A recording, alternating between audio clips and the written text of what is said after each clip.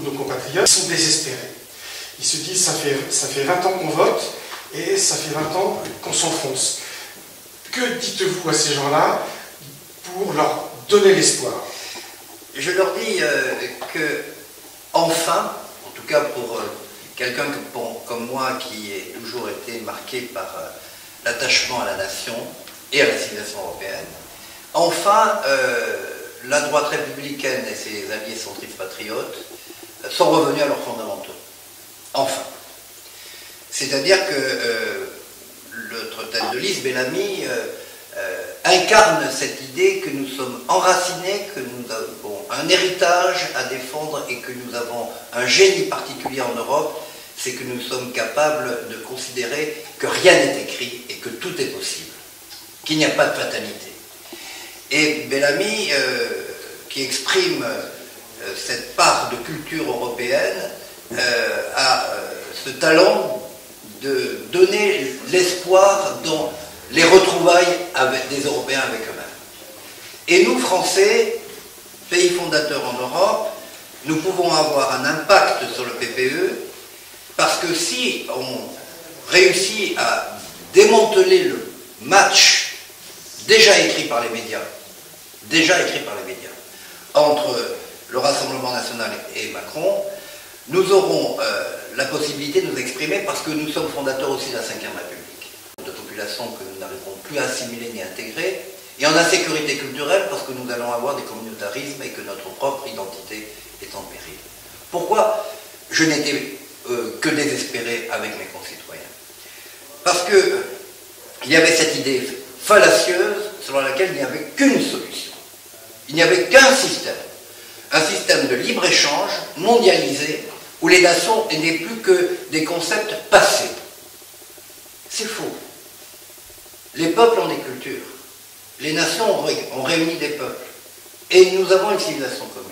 Ça suffit largement pour qu'on raisonne à nouveau en termes de puissance et d'existence. Si j'entends bien votre discours, vous voulez éviter de reproduire à Bruxelles le duel factice Macron-Rassemblement national qui va bien pour Macron en France. Vous voulez éviter de reproduire ce schéma à Bruxelles pour que le processus ultralibéral continue d'avancer sans adversaire. Votre stratégie est d'influer, si j'ai bien compris, à l'intérieur du PPE qui représente un pouvoir effectif à Bruxelles. Ai-je bien compris? Tout à fait, d'autant plus que M. Macron et ses députés iront siéger non pas au PPE, puisque nous y sommes, mais iront siéger à la DLE, qui est encore plus ultralibérale que l'ultralibéralisme potentiel. Cette influence, on peut l'avoir parce que les opinions publiques changent en Europe. Les opinions publiques changent en Europe, au sens où l'Europe s'est construite de manière chrétienne-démocrate ou social-démocrate à la marge, avec un individualisme qui est incarné par la jurisprudence de la Cour européenne des droits de l'homme. Aujourd'hui, les peuples se révoltent parce qu'ils savent qu'ils sont en péril de survie. Et que je ne vois pas d'ailleurs moi-même pourquoi j'irais dire, et je ne le dirai pas, que tel ou tel pays qui veut limiter l'immigration est en tort. Je ne vois pas pourquoi je ne respecterai pas sa souveraineté. C'est le cas notamment de la Hongrie, de M. Orbán, s'il veut limiter l'immigration, à condition bien sûr de déterminer les conditions de cette limitation en toute démocratie à l'intérieur de la Hongrie. Je ne vois pas pourquoi j'irais lui donner des leçons. Alors, excusez-moi, ça c'est très important.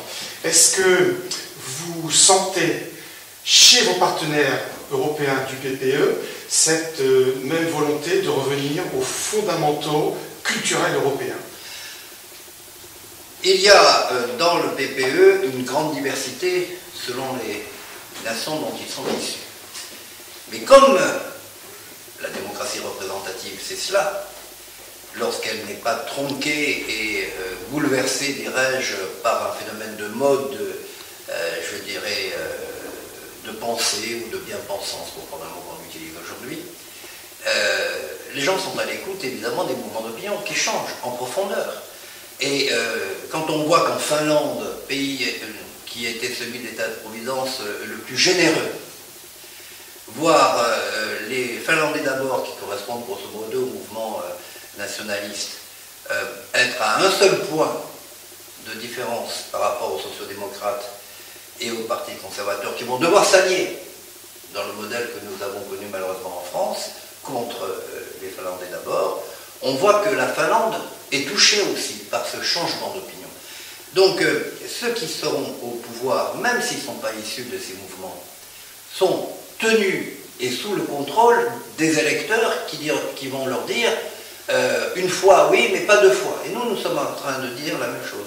On a vécu pendant 20 ans sous un système technocratique sur l'idée que, après le compromis de Washington, il fallait laisser la liberté totale de circulation au point de nomadiser les Européens et en leur déniant toute identité potentielle, au point qu'on a un président de la République qui nous a expliqué quand même qu'on était des criminels de guerre.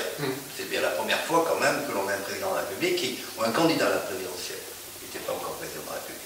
Aujourd'hui, nous avons une droite républicaine et ses alliés centristes patriotes, un choix qui est celui de revenir à nos fondamentaux, de savoir que nous sommes pour la liberté d'entreprendre, mais qu'il y a une responsabilité de chacun pour l'intérêt à la fois de la pérennité de notre héritage et de la compétition, dirais-je, créative, puisque nous sommes les porteurs de la rupture créatrice. Un dernier mot pour conclure, s'il vous plaît, Monsieur Assot, pour le 26 mai. Le 26 mai, la seule chose que j'espère, c'est que les résultats nous permettront, pour les Français, de rétablir la France, et pour les Européens, de savoir qu'ils vont avoir un futur encore très pérenne, et apportant aux Européens la certitude qu'ils ont autant de droits que les autres à exister comme civilisation. En tout cas, si je comprends bien, il faut aller voter ce 26 mai. De toute façon, il faut toujours voter aux élections parce qu'il y a des millions de gens qui sont morts pour avoir ce droit de vote. Ne serait-ce qu'en mémoire de ceux qui sont morts pour l'avoir, on a un devoir d'aller voter. Mais admettons qu'il y ait une indifférence et une lassitude. Cette fois-ci, pour ces élections européennes, l'enjeu est tellement colossal que c'est où on a un futur, où on sera balayé par la mâchoire qui s'écrasera sur nous, avec l'attente de populations venues d'ailleurs, qui en profiteront plus que nous sommes capables d'accepter leur présence. Le message est clair, le 26 mai, allons tous voter.